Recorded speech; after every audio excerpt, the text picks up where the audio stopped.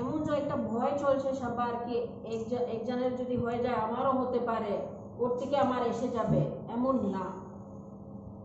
Mucormycosis contagious disease না, এটা একটা নর্মাল অপরচুনিস্টিক ফাঙ্গাল ইনফেকশন। এটা এখনো আমরা আশেপাশে থাকতে পারে, যদি আমরা ইমিউনিটি ভালো হয় তো আমরা এর ইনফেকশন নিতে পারবো না, ইমিউনিটি ডিফেন্ড করবে। যদি ইমিউনিটি কম থাকে তো এটা একটা সিম্পল বেসিক ইনফেকশনও বড় মতন হতে পারে। তো সবাইকে এটাই জানা দরকার কি এটা একটা কন্টেজিয়াস ডিজিজ না, ছোঁয়াছুঁয়ির মতন কিচ্ছু না। আপনি এটা সবাইকে জানান, এই জন্যই আপনার সবাইকে ডাকা হয়েছে। কেন এখন এমনিতেই আমরা কোভিড নিয়ে অনেক স্ট্রেসে আছি, এর মধ্যে যদি মিউকরমাইকোসিস শুনে আমরা সবাই আরও যদি ভয়ে চালাচালি কিভাবে করবো আমরা, ঠিক না? এরকম স্প্রেড হয় না, এভাবে স্প্রেড হয় না। আপনারা বলতে চাইছেন যে এই ব্ল্যাক ফাঙ্গাসটা আগেও ছিল, কোভিড আসার আগেও ছিল? মিউকরমাইকোসিস আমরা পড়াশোনা করতে সময় এটা বইয়ে পড়লাম, এটা একটা নতুন ব্যাকটেরিয়া বা ফাঙ্গাল ইনফেকশন না যেটা এখানে এখন রিসার্চ চলছে না, এটা খুব আগে থেকেই আছে। আমি বললাম না এর মধ্যে কি কি ওষুধ লাগে, কি ট্রিটমেন্টটা লাগে সব জানা আছে সব ডক্টরের, এটা নতুন কিচ্ছু এরকম ডিজিজ নাই। আপনি বলতে চাইছেন এখন এই যে পাবলিক যেভাবে ভয় পাচ্ছে এটার জন্যই আপনার সবাইকে ডাকা হয়েছে কি এই ভয়টা ভয়ের বিষয় না। আপনি এটা না স্প্রেড করে এটা স্প্রেড করো কি ইমিউনিটি কিভাবে বাড়াইতে হবে, কিভাবে মাস্ক পরাটা একটা ম্যান্ডেটরি করতে হবে। এই পজিটিভ জিনিসটাকে স্প্রেড করলে মানে সবাই একটা পজিটিভ ফিল করবে আর ভালো ফিল করবে। শুধু অনেক স্ট্রেসে বা আতঙ্কে থাকলে তো ভালো হবে না না সবার। আচ্ছা, অনেকটা সময় দেখা যাচ্ছে যে কোভিড আক্রান্ত হলে যেমন একটা ভয় থাকে যে আর কোনো চিকিৎসা নেই, যে ব্ল্যাক ফাঙ্গাস আক্রান্ত হলে তো আপনারা কি মনে করছেন এটা চিকিৎসা রয়েছে অ্যাভেলেবেল? ব্ল্যাক ফাঙ্গাসের জিনিস, ব্ল্যাক ফাঙ্গাস যা মিউকরমাইকোসিস আছে, যা ট্রিটমেন্ট লাগে, যা ট্রিটমেন্ট প্রোটোকল আছে, সব ব্যবস্থা আছে, ভয়ের কিছু না। আর এটা মেইন কথা বারবার আমি বলছি, এটা ছোঁয়াছুঁয়ি নাই। বর্তমানে আপনাদের এই হসপিটালে একজন ব্ল্যাক ফাঙ্গাস রোগী অ্যাডমিট আছেন। কালকে আমাদের রাজ্যের মাননীয় আইনমন্ত্রী সেটা বলেছেন, বর্তমানে একজন মহিলা আপনাদের হসপিটালে অ্যাডমিট আছেন ব্ল্যাক ফাঙ্গাসে। উনি বর্তমানে কেমন আছেন, তার শারীরিক অবস্থা কি যদি একটু বলেন। দেখুন, আমি আপনাকে এটা স্পষ্টভাবে বলতে চাই কি যেহেতু এখন স্টেট গভর্নমেন্ট এটা চাইছে কি ব্ল্যাক ফাঙ্গাস একটা নোটিফাইয়েবল ডিজিজ হোক, এজন্য এটা আমরা নোটিফাই করেছি। এর উপরে যেহেতু একটা পেশেন্টের একটা পার্সোনাল ডিটেলস, এটা আমরা সবাই সঙ্গে তো এটা শেয়ার করতে পারি না, এটা তো ঠিক না, ঠিক না? তো সেরকমই এটাও আমি এখানে ডিসকাস করতে চাই না। যেহেতু কালকে একটা সাংবাদিক সম্মেলনে বলা হয়েছে বিষয়টা, রাজ্যবাসী তো জানতে চাইবে যে যিনি পেশেন্ট আছেন উনি কেমন আছেন, সুস্থ আছেন কিনা, ভালো আছেন কিনা। এটাই আপনাকে বলতে চাই কি ব্ল্যাক ফাঙ্গাস একটা ছোঁয়াছুঁয়ি ওষুধ বিমারি নাই। আপনি পজিটিভ জিনিসটা স্প্রেড করো সবাইকে, ভয় বা আতঙ্ক এটা স্প্রেড করে তো কোনো হবে না। ব্ল্যাক ফাঙ্গাস সাধারণত সহজে মৃত্যু উনি বলছেন এটা ঠিক। ব্ল্যাক ফাঙ্গাস হলে ওটা ট্রিটমেন্ট প্রোটোকল কি কি ট্রিটমেন্ট করতে লাগে এটা ব্যবস্থা আছে কি না? ইয়েস আছে, ডক্টর আছে, ওষুধগুলি আছে, সব কিছু আছে। এটা আপনি সবাইকে বলুন, একটা কনফিডেন্স সবার মধ্যে আপনি আনুন, ঠিক আছে? ধন্যবাদ। আইএলএস হসপিটাল 39 বেডস নিয়ে আমরা স্টার্ট করেছিলাম লাস্ট ইয়ার পারমিশন নিয়ে। এবছর এটা 39 থেকে 49 থেকে এখন 57 বেডস কোভিড শুধু পেশেন্ট আমরা রোগী এখানে ভর্তি আছে।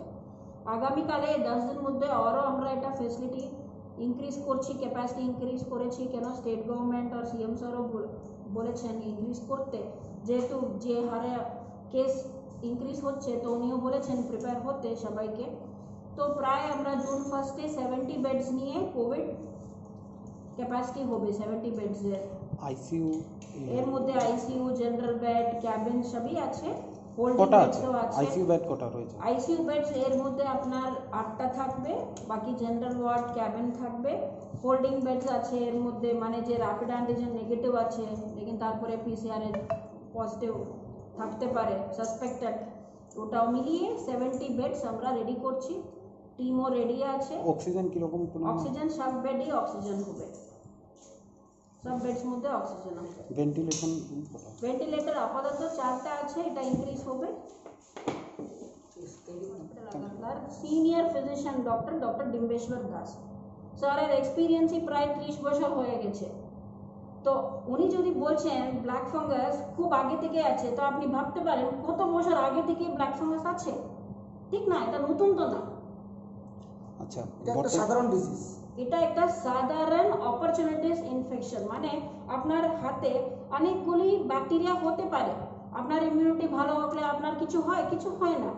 সাধারণ ডিজিজ একটা রিলেটিভ টার্ম, সাধারণ ডিজিজ বলা যায় না। জিনিস এটা হলো আছে, রোগটার যে সোর্স ফাঙ্গাসটা আছে, কিন্তু এটা ধরে না, হয় না।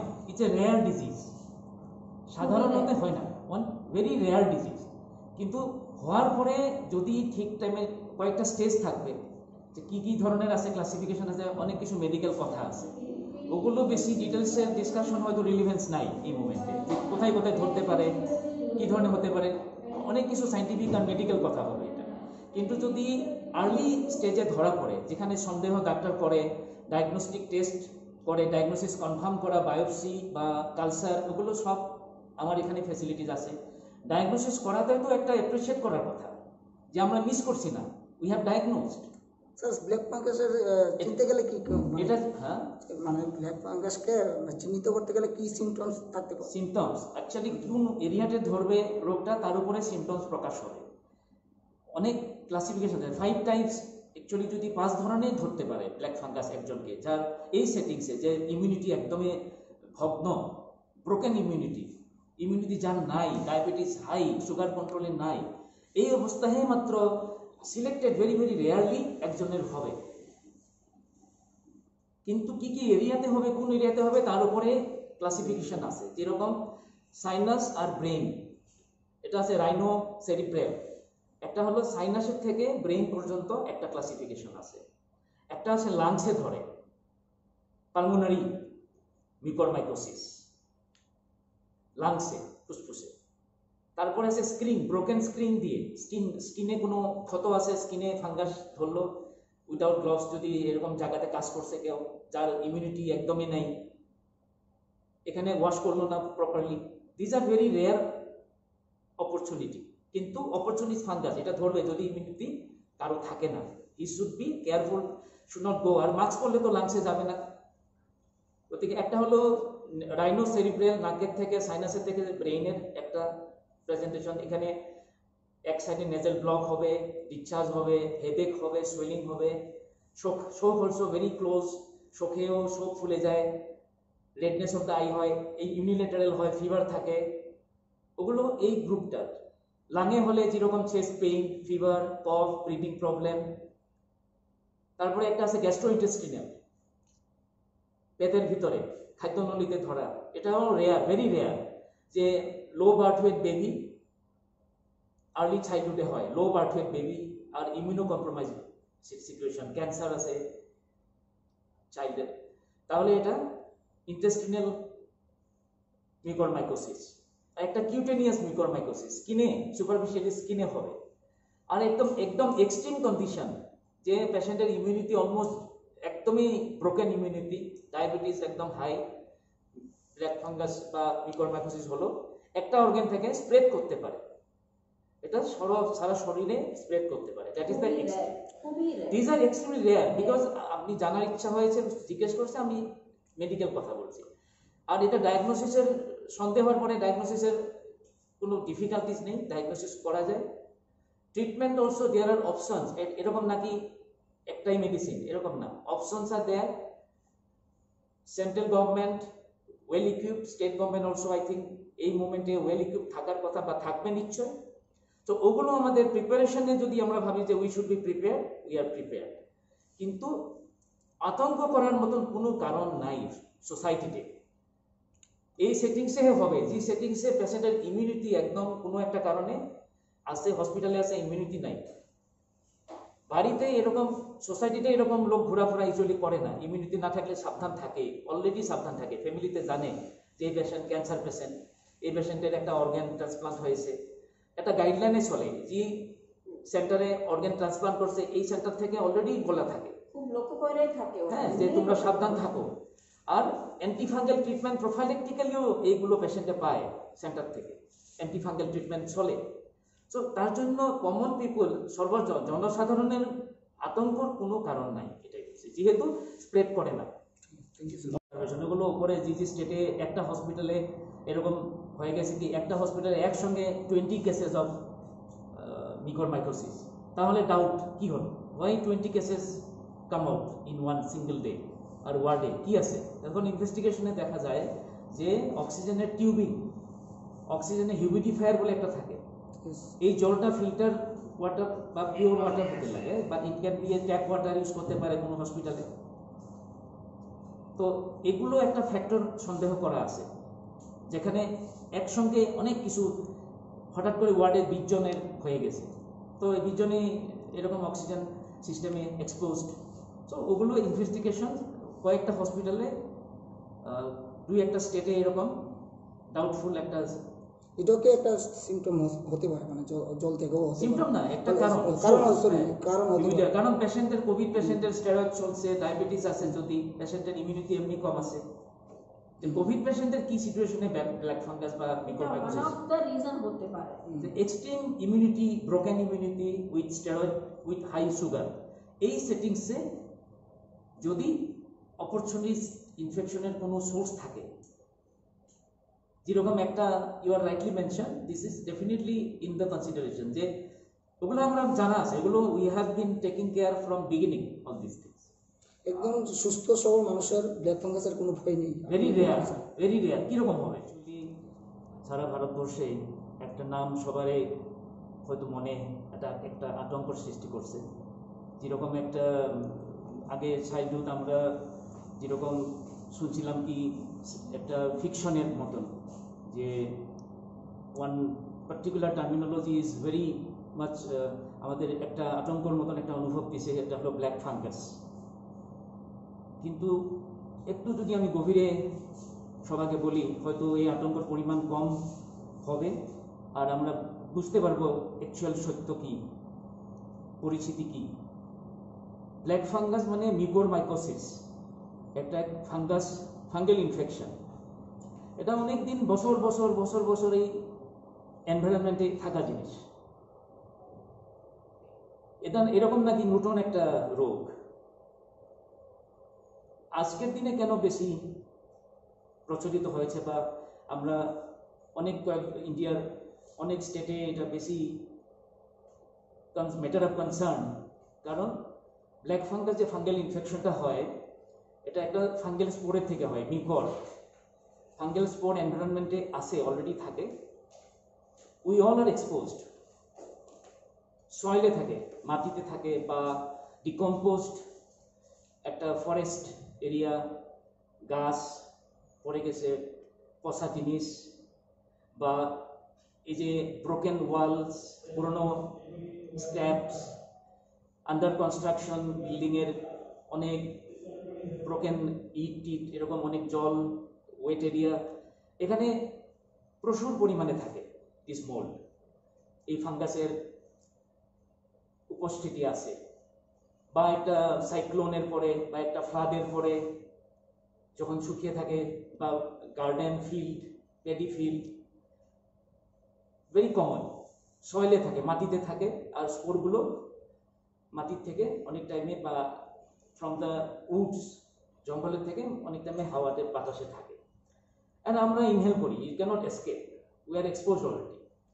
কিন্তু বিশেষ বিশেষ সিচুয়েশনে একটা রোগের সৃষ্টি করে, কারণ যারা আমাদের নর্মাল ইমিউনিটি থাকার টাইমে রোগ তৈরি হয় না।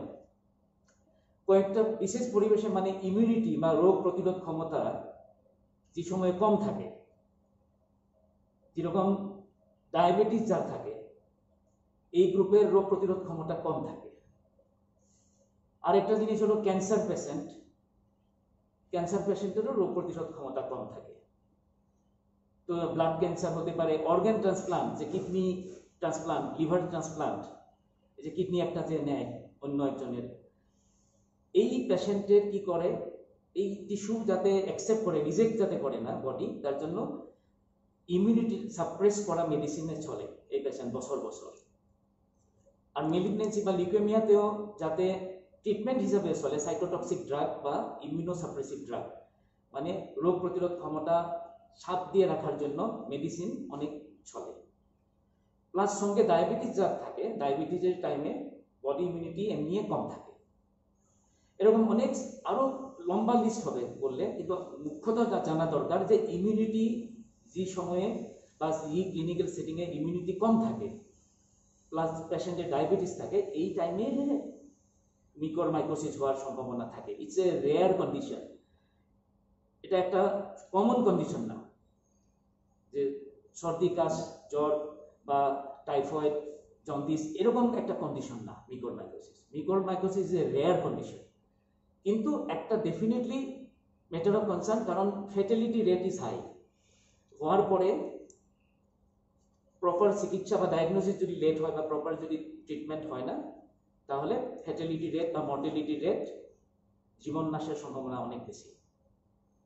কি কি সিচুয়েশনে হয় আমরা বললাম। আর আজকের দিনে কি হয়, কোভিড পেশেন্টেরও মিকরমাইকোসিসের ইনসিডেন্সেস হাই, কারণ কোভিড পেশেন্টের যদি সঙ্গে ডায়াবেটিস থাকে প্লাস কোভিডের একটা ট্রিটমেন্ট প্রোটোকলে আছে স্টেরয়েড থেরাপি, তো এই স্টেরয়েড থেরাপির জন্যও পেশেন্টের ইমিউনিটি ডাউন থাকার জন্য মিকরমাইকোসিস হতে পারে। অনেক টাইমে স্টেরয়েডের আবার ইনপ্রপার ইউজ, রেশনাল ইউজে হয় না এটা, যে রাইট টাইমে কত স্টেরয়েড দিতে লাগবে, কত ডিউরেশন দিতে লাগবে, কয়দিন দিতে লাগবে, কোন টাইমে স্টেরয়েড ইন্ট্রোডাকশন হবে, এগুলো প্রোটোকল গাইডলাইন সব আছে।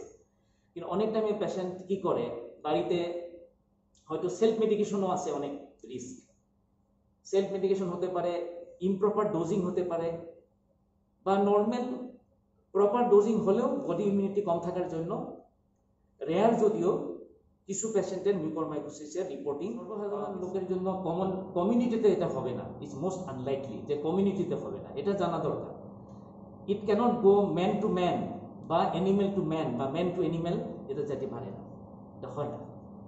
It's not a contagious disease, যেরকম একজনের থেকে একজনে যেতে পারে এরকম একটা প্যানিক হতে পারে। So this is not like that, এরকম না, it is not a contagious, সংক্রমণ হয় না এরকম। এটাই আমরা জানাইতে চাই।